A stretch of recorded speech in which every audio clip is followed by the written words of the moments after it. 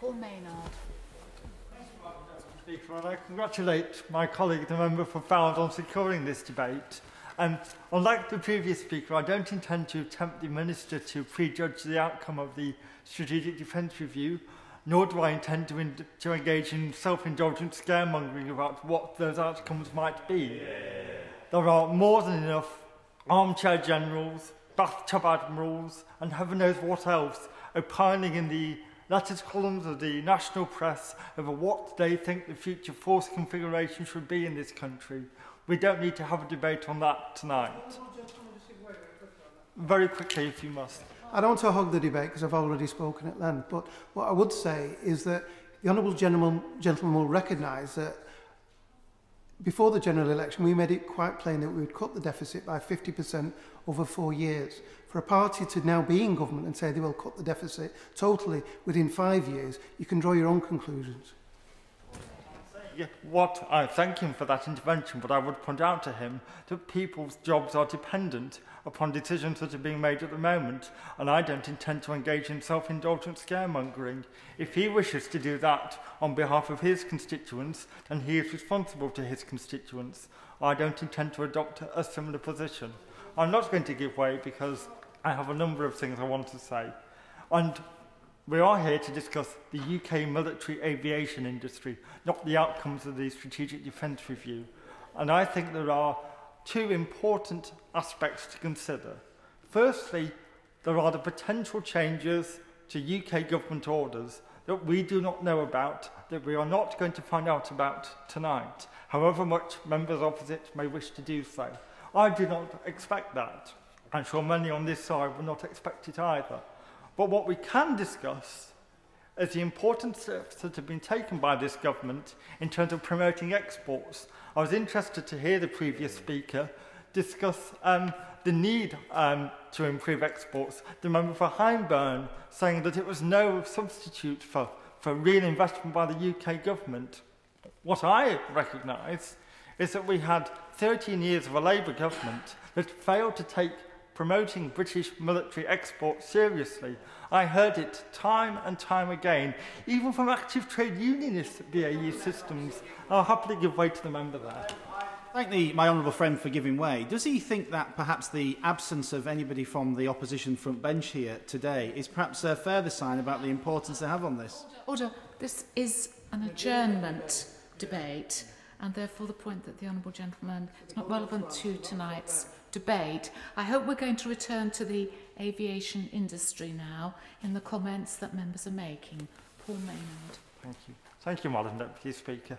The export industry, I believe, is crucial, and the improved government support for that. No, I'm not prepared to give way, thank you. No, I'm sorry, I'm not prepared to give way. Examples of this would include a recent trip to India that, as my honourable friend pointed out, resulted in a much improved Hawk order. I would, however, like to make one observation to the Minister tonight, which I hope you will bear in mind, and that is, in my view, there is no finer advertisement for the British military aviation industry than the red arrows. So I do hope that he will bear that in mind when he is considering the wider issues of the Strategic Defence Review. However, what I would also wish to stress is that tonight's debate should not be about BAE Systems only. I realise they are a major player in the UK military aviation industry, but they are not alone the sole player. In the North West, we have the North West Aeronautical Alliance, which has placed enormous effort into developing a first-class, world-class supply chain that includes not just BAE Systems. I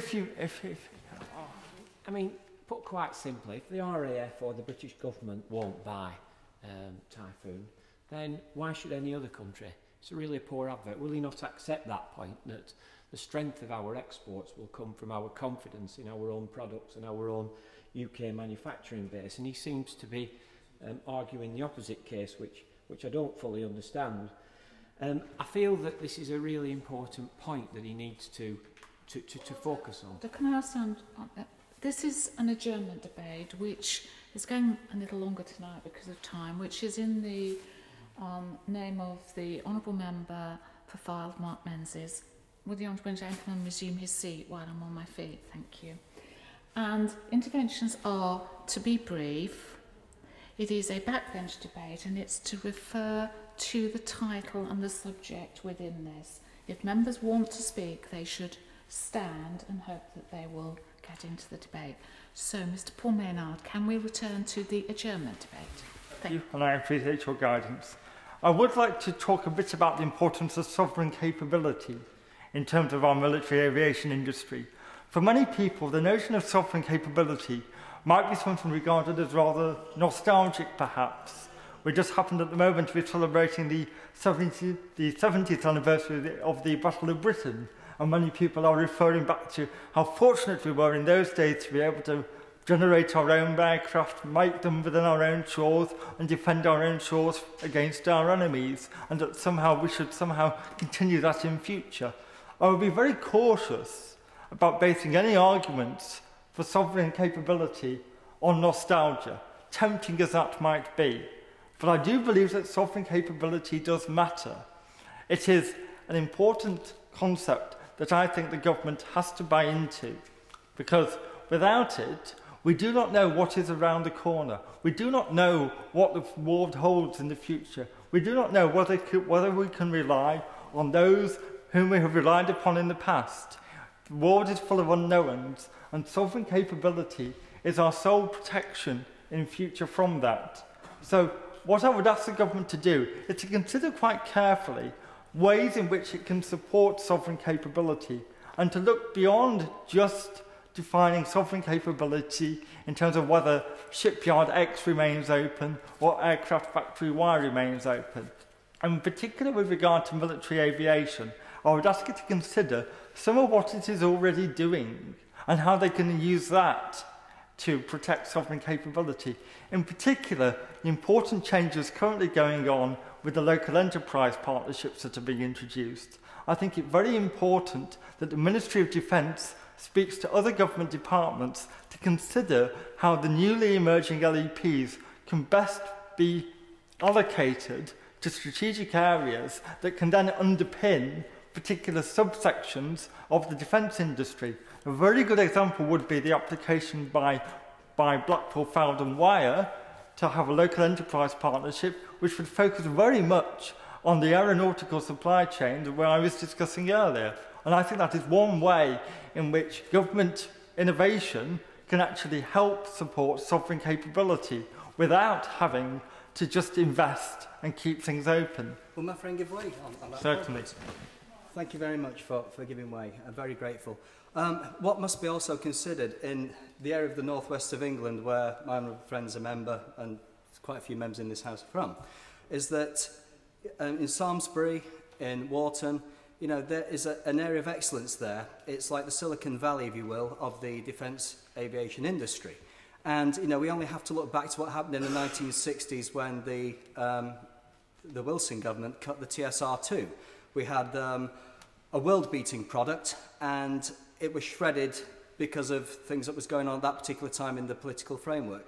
But I think that what you're referring to with the allocation of funding is quite correct. I mean, we have to preserve not just the jobs, but the scientific... I said just a moment ago that interventions needed to be brief. That is a general rule of the House. So the honourable gentleman should not take the opportunity of an intervention to make a speech. I'm sure his honourable friend has got the gist of his point now. Mr. Paul Maynard. I agree with it fully and in total. So thank you very much for making those comments. I think what I would conclude by saying is that the other department I would like the Minister to be talking to is the Department for Education. It is a very common complaint across government as a whole that science education is somehow on the decline. When I was fortunate enough to go around VAE systems in Warton, what I saw were very many highly skilled people who had engaged in scientific educational training. They had their physics, they had their chemistry, they knew what they were doing when it came to science. And I think that that is one very important reason to make sure that we emphasise why more students should be taking science-based qualifications, because it will lead to careers in important defence-based industries, in particular military aviation. And once again, that underpins ways to protect our sovereign capability. So I hope he will take both of those ideas away and do something with them, because sovereign capability does matter. It needs to be more than just a phrase that gets deployed in debates such as this, and we need to do more than just depend upon nostalgia to underpin it. So I hope he will consider those, and I believe that in the UK military aviation industry, we have something we can be enormously proud of. But like anything, it has to be constantly burnished and kept up to scratch, and I hope that the Minister will tell us how he intends to do that when he responds to this debate. So thank you very much.